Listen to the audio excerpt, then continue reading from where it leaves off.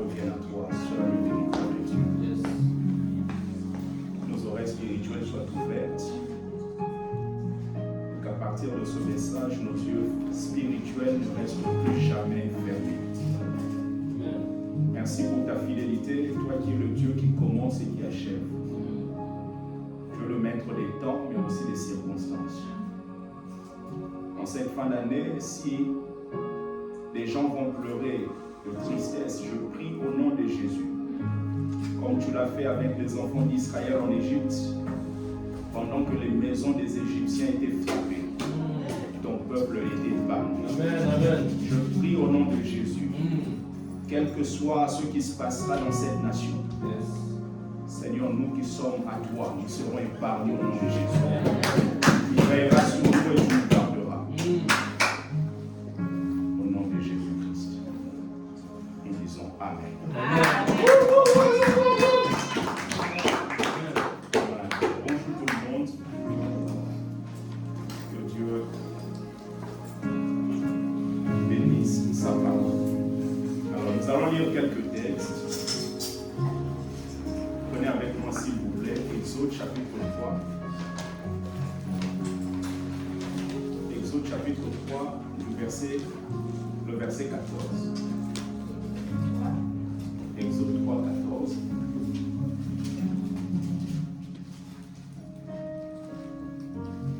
Exode 3, 14. Et ensuite on lira Matthieu chapitre 15.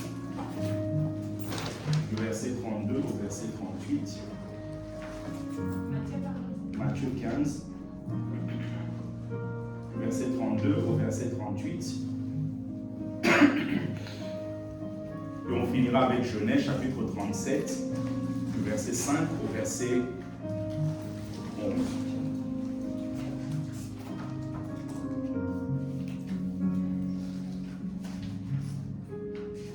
Alors, Kémy va lire Exode et ensuite je vais lire les autres textes. Kémy, si tu peux prendre Exode, chapitre 3, juste le verset 14. Et ensuite je vais lire Matthieu chapitre 15. Je lis la parole de Dieu. Amen. Exode 3, chapitre 14. Verset 14.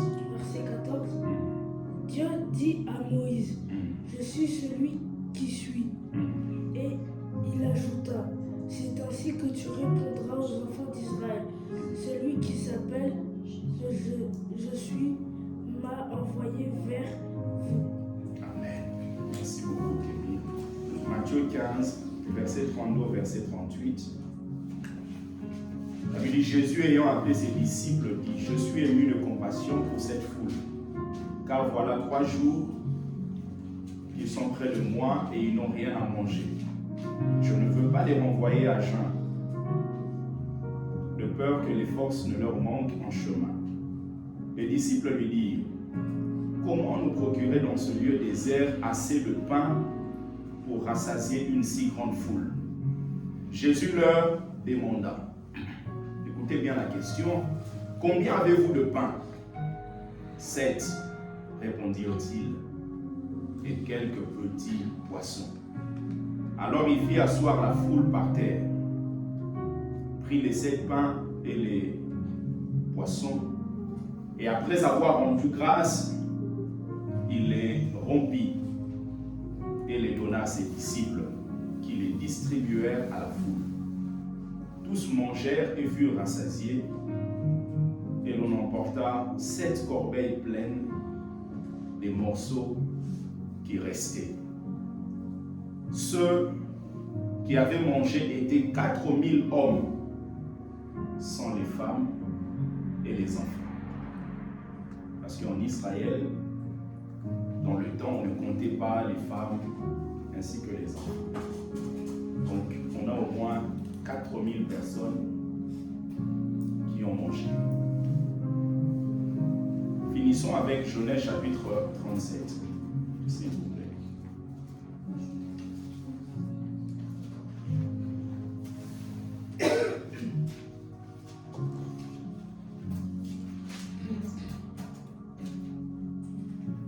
Verset 5 au verset 11.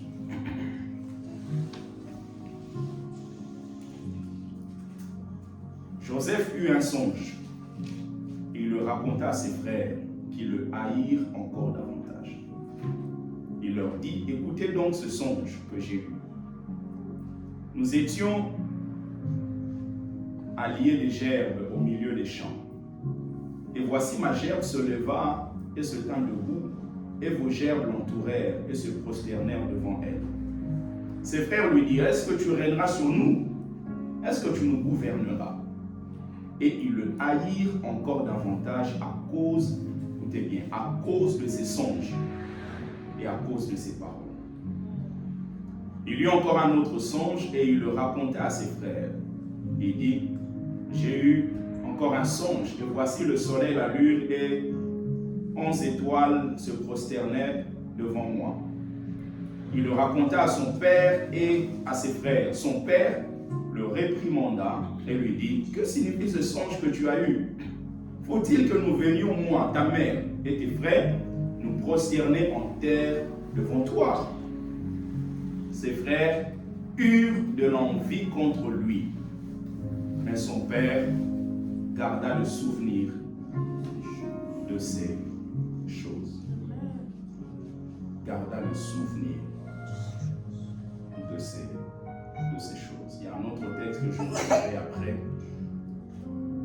pendant que je serai en train de développer. Alors, je vais clôturer, bien aimé, cet enseignement qu'on a commencé sur le thème l'Éternel, le puzzle.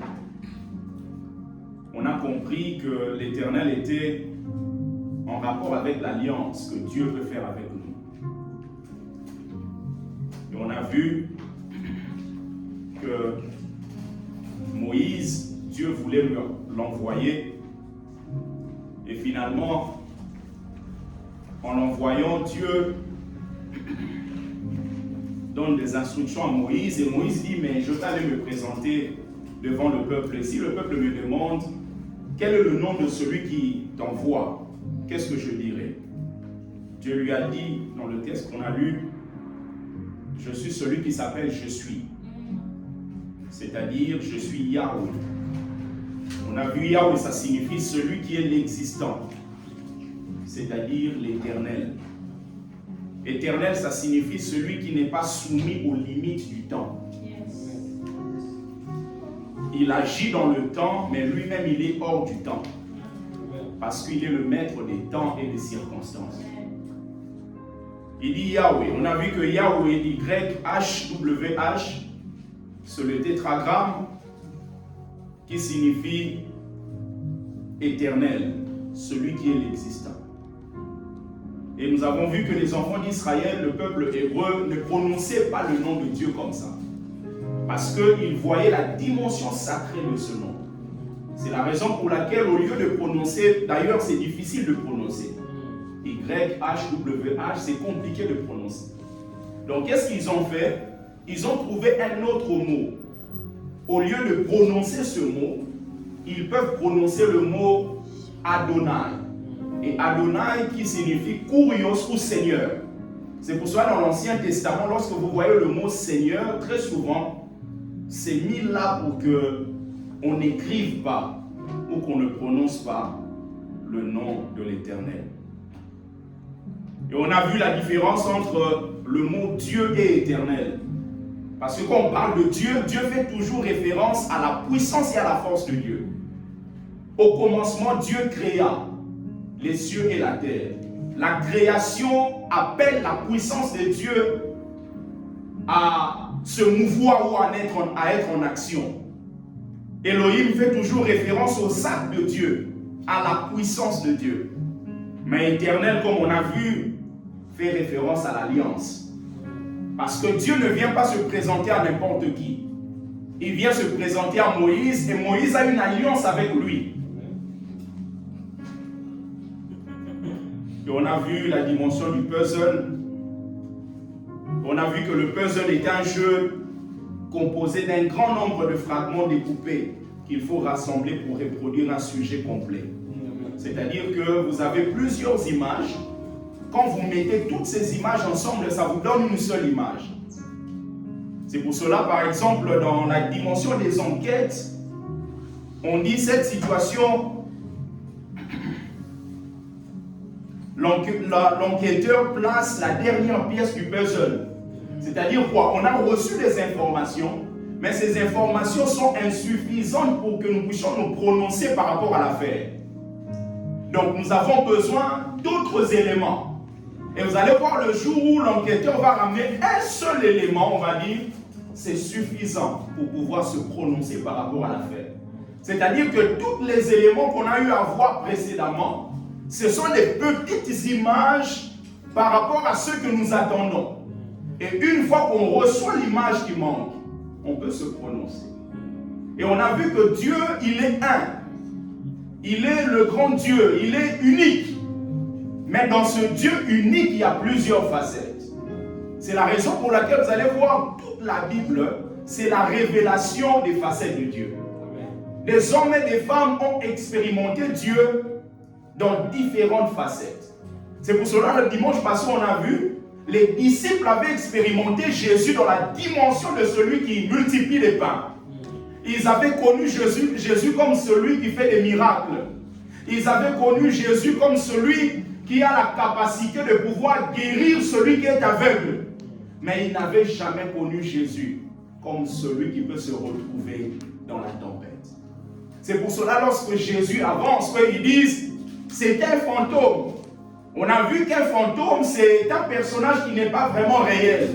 C'est abstrait, c'est quelque chose qui n'est pas clair. Et quand Jésus arrive, ils disent non, c'est un fantôme.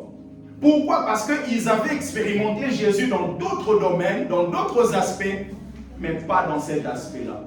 Ma prière, bien-aimée, durant 2024, que tu puisses expérimenter Dieu dans plusieurs facettes. Plusieurs facettes. Deutéronome chapitre 6, verset 4, la Bible dit, écoute Israël, l'Éternel notre Dieu est le seul éternel. Deutéronome 6, 4, est le seul éternel. Et nous avons compris, bien aimé, que les différentes facettes de Dieu se dévoilent derrière les différents noms de Dieu dans la Bible. Le nom que Dieu a manifesté lui-même, c'est Yahweh. Mais vous allez voir que les enfants d'Israël, dans leur parcours, ont expérimenté Dieu et ont donné des noms à Dieu. Et ces différents noms-là l'identifient par rapport à son caractère divin. Et Dieu l'a fait au fur et à mesure. Au fur et à mesure. Dieu a révélé ses noms à son peuple au fur et à mesure, bien aimé, de ses besoins. À chaque fois qu'il y avait un besoin quelque part, Dieu est venu se manifester et il y a un nom qui a été donné. Et vous allez voir, bien aimé, ces noms ont été dévoilés particulièrement dans des moments difficiles.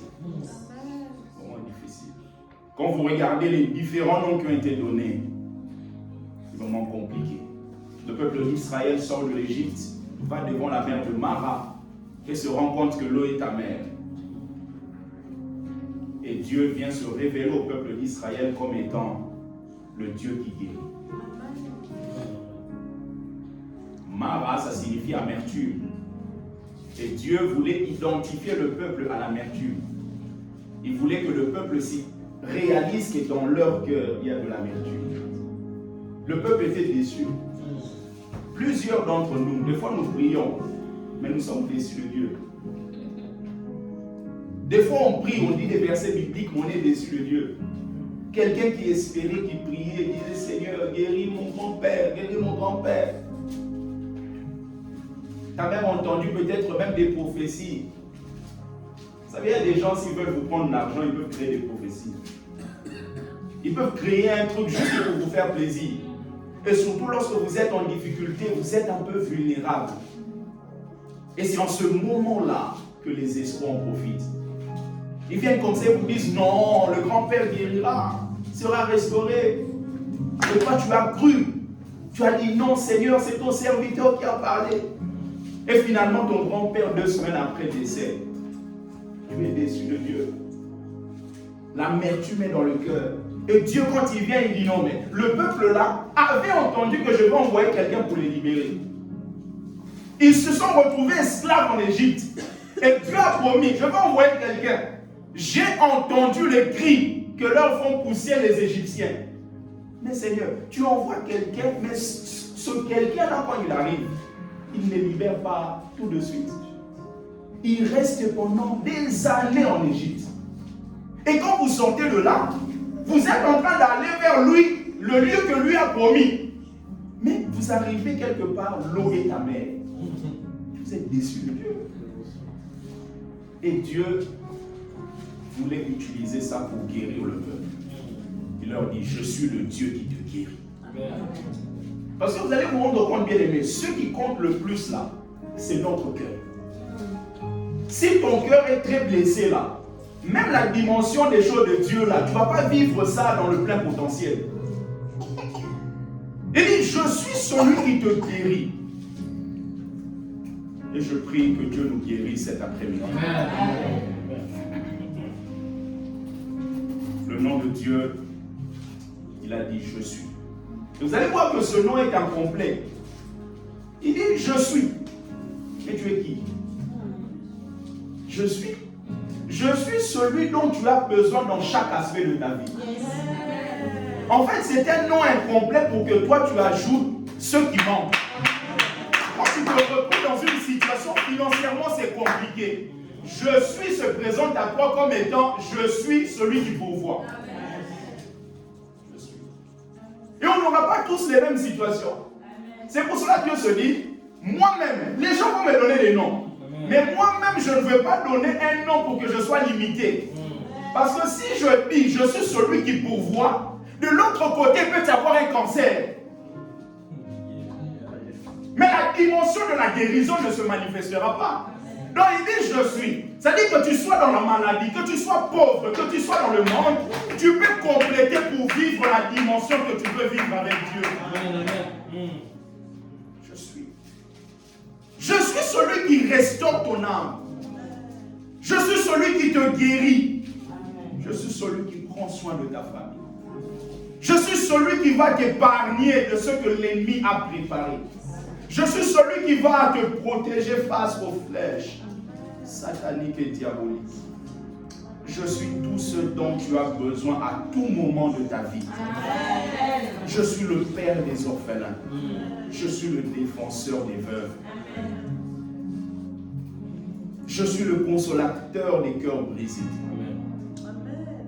Je suis celui qui te guérit de toute maladie.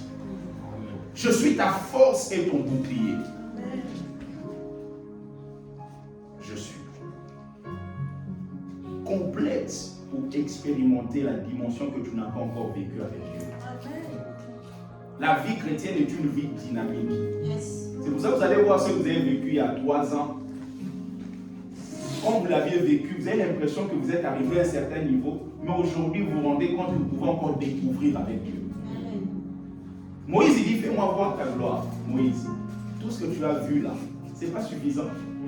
Parce que Moïse, c'est avec Dieu, il ne faut pas se reposer sur les succès passés. En fait, très souvent dans la vie des hommes que nous sommes, le point d'obstacle face à la dimension supérieure, c'est le succès passé. Le succès passé, très souvent, nous empêche d'expérimenter autre chose de glorieux avec Dieu.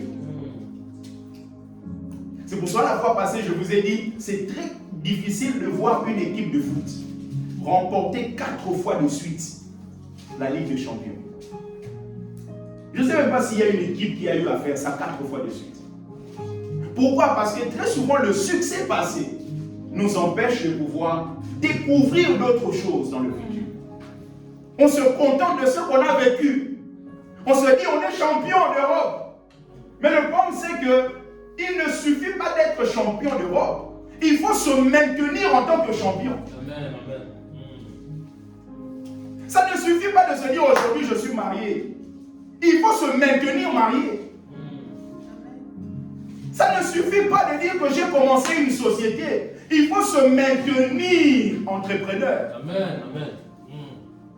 Ça ne suffit pas de dire j'ai eu accès. Mais se maintenir dans cet accès, c'est ce qui est compliqué. Je prie Dieu que la stabilité vienne dans nos vies. Bien, mais la vie de Joseph est un mystère. Joseph est un personnage qu'on appelle même le type de Christ. Parce que quand vous regardez tout ce que Joseph a vécu, c'est exactement ce que Jésus va vivre plus tard. Joseph était haï par ses propres frères. Et Jésus a été rejeté par ses propres frères. Joseph a été vendu. Jésus a été vendu. Joseph a précédé ses frères pour les sauver. Jésus a précédé ses frères et au travers de ce qu'il a fait sur la croix, ses propres frères peuvent avoir le salut. Joseph dit, ce n'est pas vous qui m'avez envoyé ici. Bien, mais il faut avoir une dimension haute de spiritualité. Pour savoir que ta vie n'est pas conduite par ce que les gens font. Si tu penses que ta vie est conduite par ce que les gens font, bien aimé, tu vivras avec beaucoup d'amertume. Mais quand tu sais que ta vie est entre les mains de El Shaddai, tu sais que même le mal qui se présente devant moi, Dieu peut les transformer en bien. Amen. Vous avez voulu me faire du mal, mais Dieu l'a changé en bien. Amen. Mais Dieu l'a changé en bien comment? Est-ce qu'ils n'ont pas fait ce mal-là? Oui. Ils l'ont fait. C'est pas que Dieu va ôter le mal qu'ils veulent faire.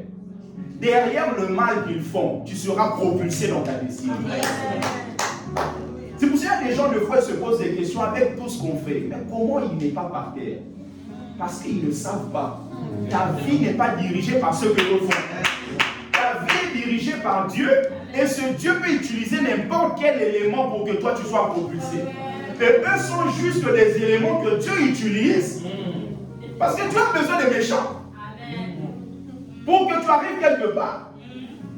Donc, eux, comme ils veulent rester dans la méchanceté, seront des outils de Dieu.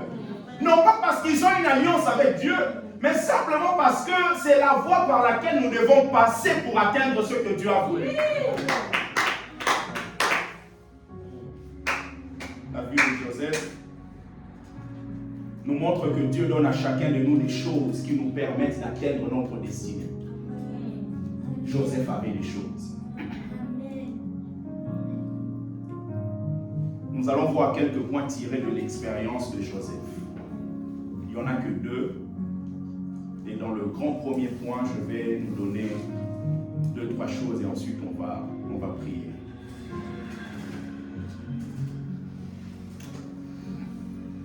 Joseph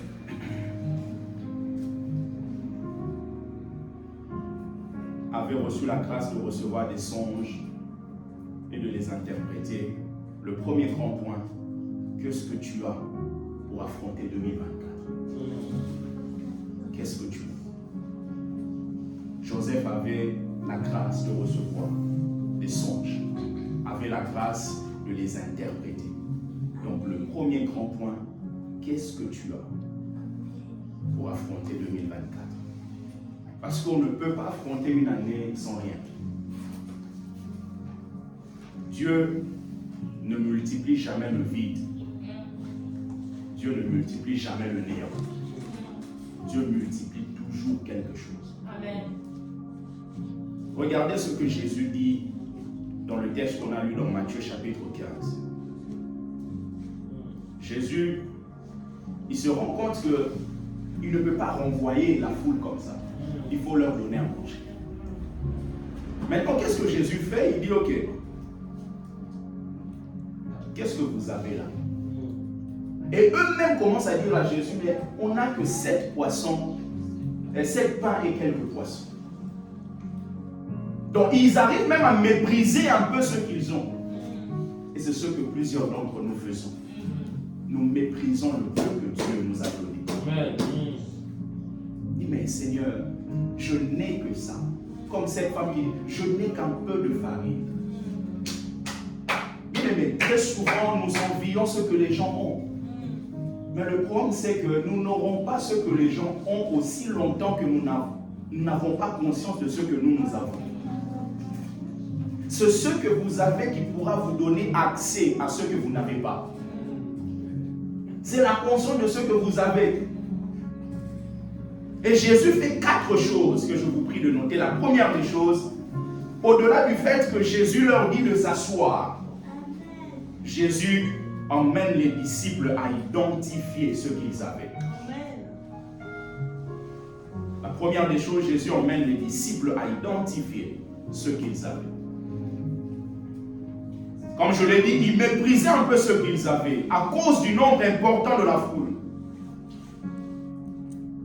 Les disciples lui disent, comment nous procurer dans ce lieu désert assez de pain pour rassasier une si grande foule? Jésus leur demanda, combien avez-vous de pain? 7 répondirent-ils, et quelques petits poissons. Nous n'avons que 7 pains, nous n'avons que ça. Mais ils ne savent pas que c'est avec ça que le miracle va se produire. Nous n'avons que ça. Bien-aimés, identifiez les différentes grâces que Dieu vous a données. Parce que ce sont des éléments nécessaires pour que vous puissiez atteindre le sommet de votre destinée. Vous ne pouvez pas arriver là où Dieu veut que vous arriviez si vous n'arrivez pas à identifier ce que vous avez. Notez Proverbe 18, le verset 16, s'il vous plaît. Proverbe 18, le verset 16. Dans la version d'Arby, la Bible dit, le don d'un homme lui fait faire place et l'introduit devant l'écran. Le don d'un homme lui fait faire place et l'introduit devant l'écran. La version lui seconde dit, les présents d'un homme lui élargissent la voie et lui donnent accès auprès des grands. Ça lui donne accès. Ça lui ouvre la voie. Ça élargit l'espace. Ça élargit l'espace. La première des choses, bien-aimés, identifiez ce que vous avez. Quels sont les dons que Dieu vous a donnés? Quelles sont les grâces? Quelles sont les choses lorsque vous les faites avec facilité? C'est dans ça que Dieu passera pour que vous puissiez vous asseoir au milieu des grands. Le don d'un homme lui ouvre la voie. Ça lui élargit l'espace. Le don. La deuxième des choses, ce que Jésus fait, Jésus rend grâce à Dieu pour ce qu'ils ont. Rendre grâce à Dieu pour ce que tu as. Rendre grâce à Dieu.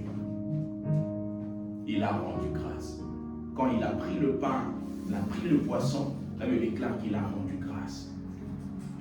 Tu veux tellement des choses, mais tu n'es pas conscient, bien-aimé, de ce que tu as déjà.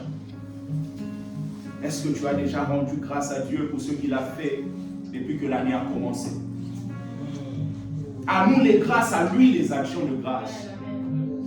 Rends grâce à Dieu, bien-aimé, pour ce qu'il a fait dans ta famille. Amen. 1 Thessaloniciens 5, le verset 18, la Bible dit, rendez grâce en toutes choses, car c'est à votre égard la volonté de Dieu en Jésus-Christ.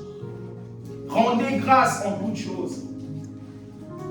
Colossiens 1, le verset 12 et 13, la Bible dit, rendez grâce au Père, qui vous a rendu capable d'avoir part à l'héritage des saints dans la lumière. Qui vous a rendu capable d'avoir part en 2023. Rendu capable de travailler en cette année. Rendu capable de voyager. Capable de manger sur les sondes. Qui vous a rendu capable de vous déplacer sans l'assistance de quelqu'un.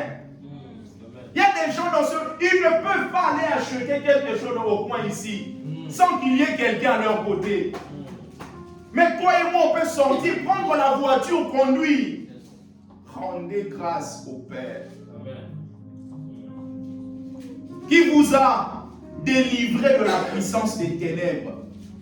Qui vous a épargné des accidents. Qui vous a épargné de la mort prématurée. Rendez grâce à Dieu qui a permis que vous ne puissiez pas prendre ce chemin-là là où s'est passé l'accident. Rendez grâce à Dieu. Rendez grâce à Dieu. Jésus comprend. La première des choses, quand on est conscient de ce qu'on a, La deuxième des choses, nous devons rendre grâce à Dieu. Amen. Grâce à Dieu pour cette année. Ce n'était pas facile pour toi, mais il y a des choses que l'Éternel a pu faire. Il y a des choses que Dieu a pu réaliser. La troisième des choses, je vous prie de noter, il a rompu le pain et le poisson. Il a rompu le pain et le poisson. Il a rompu. Il les a brisés. Il les a brisés. L'objectif final, c'est la multiplication. Mais la multiplication doit passer par le fait d'être conscient de ce qu'on a. Premièrement. Deuxièmement, par le fait de rendre grâce à Dieu. Mais troisièmement, par le fait de se laisser briser par l'Éternel.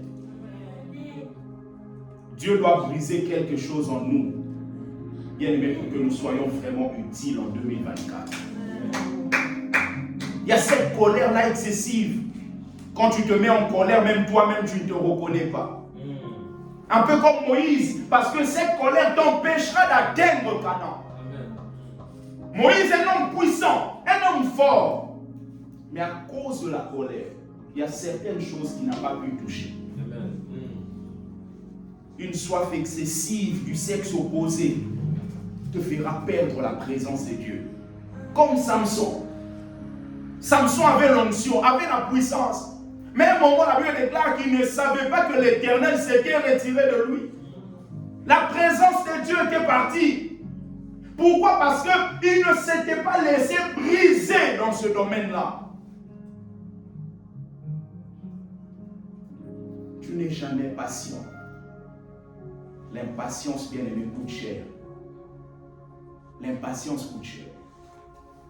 Ce que vous perdez parce que vous êtes impatient, vous pouvez perdre ça en 2 minutes. Mais pour récupérer ça, ça vous coûtera peut-être 3 ans. Ça vous coûtera peut-être 5 ans. Akan était parmi les enfants d'Israël.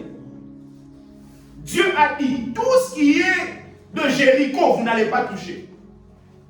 Mais dans le plan de Dieu, ils vont toucher ensuite de tout ce qui est d'Aïe. Mais comme Akan est impatient, Akan va prendre ce qui est interdit. Et Akan a fini sa vie. On va connaître la mort. Akan est mort. Et ensuite, le peuple a pu recevoir ce qui était d'Aïe. Et Akan, s'il était juste un peu patient, il aurait bénéficié. Bien aimé, l'impatience nous emmène à rater plusieurs choses sur le chemin de la destinée. Coûte que coûte, je vais avoir ça maintenant, ce mois-ci, bien aimé. Tu risques de perdre peut-être 20 fois plus que ce que Dieu avait prévu 3 mois après. S'il vous plaît, que Dieu nous aide à être patients. Amen. Patient. C'est pour cela qu'il y a des chants comme, vous connaissez le chant qui dit brise, brise, brise la force de moi qui combat mon âme, qui t'empêche de moi. Parce qu'il y a des choses en nous qui empêchent Dieu d'œuvrer en nous et avec nous. Parce que Dieu doit d'abord travailler en nous et ensuite travailler avec nous. Parce que nous sommes des co-ouvriers avec lui. Il dit brise, brise, brise la force du moi qui combat mon âme et t'empêche d'œuvrer en moi. Des choses qui t'empêchent d'œuvrer en moi. Qui t'empêchent d'œuvrer en moi. Quatrièmement, après avoir brisé, il a demandé qu'on les distribue. Il a demandé qu'on puisse les distribuer. Il a demandé qu'on puisse les distribuer. Il a d'abord rendu grâce. Et avant ça, il était conscient de ce qui était. Il a brisé. Et ensuite, il a demandé qu'on puisse les distribuer. Les distribuer, ça signifie quoi? Ça signifie être utile dans la vie des autres. Parce que les pains étaient là, étaient dans le panier. Mais il fallait que ces pains-là puissent être utiles dans la vie de ceux qui ont faim. Mais pour que ces pains puissent être utiles dans la vie de ceux qui ont faim, il faut les distribuer. Qui bénéficie bien aimé de ce que Dieu t'a donné? La multiplication vient en distribuant. On ne peut pas distribuer un pain bien aimé qui n'est pas rompu. C'est pour ça que vous allez voir très souvent, on dit qu'on est chrétien, mais on n'est pas utile. On n'est pas utilisé. Pourquoi? Parce que nous n'avons pas appris à nous laisser rompre par Dieu. Tout pain qui n'est pas rompu ne peut pas être utile par rapport à la foule qui est là. Jésus prend sa brise d'abord. Et quand il brise, c'est en ce moment-là que le pain peut être distribué.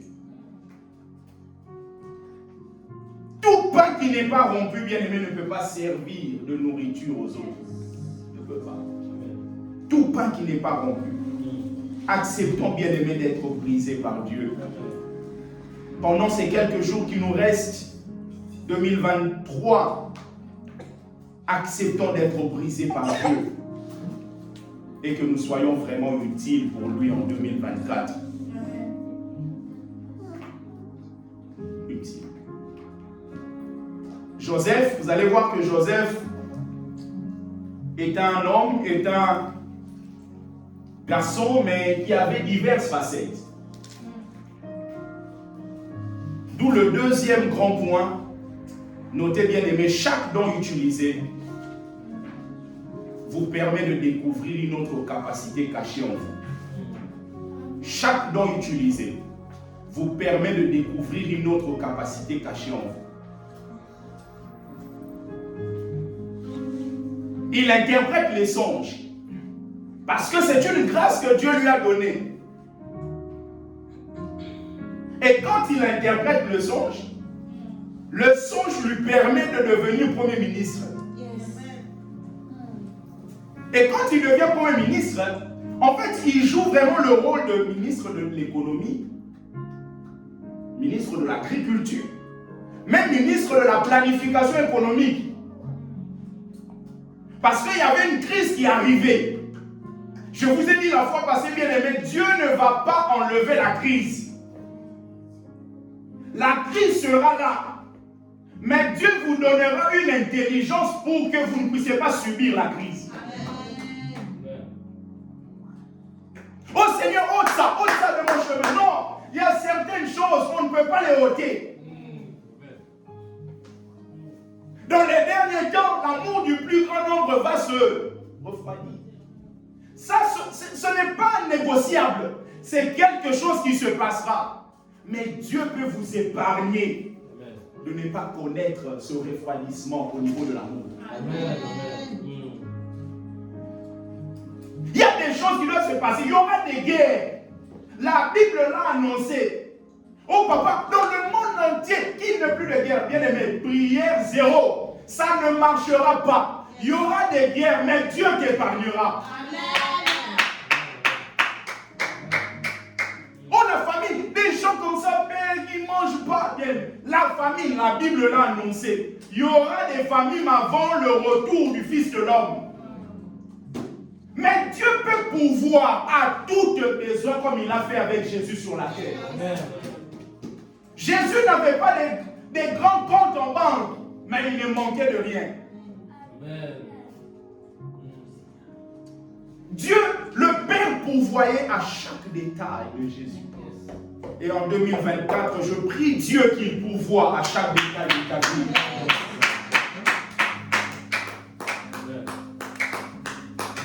Regardez une chose intéressante. Joseph a une grâce d'interpréter les songes, de voir les songes et d'interpréter les songes. C'est à partir de ce qu'il a que la haine de ses frères a commencé à bouger. En fait, il faudrait que vous sachiez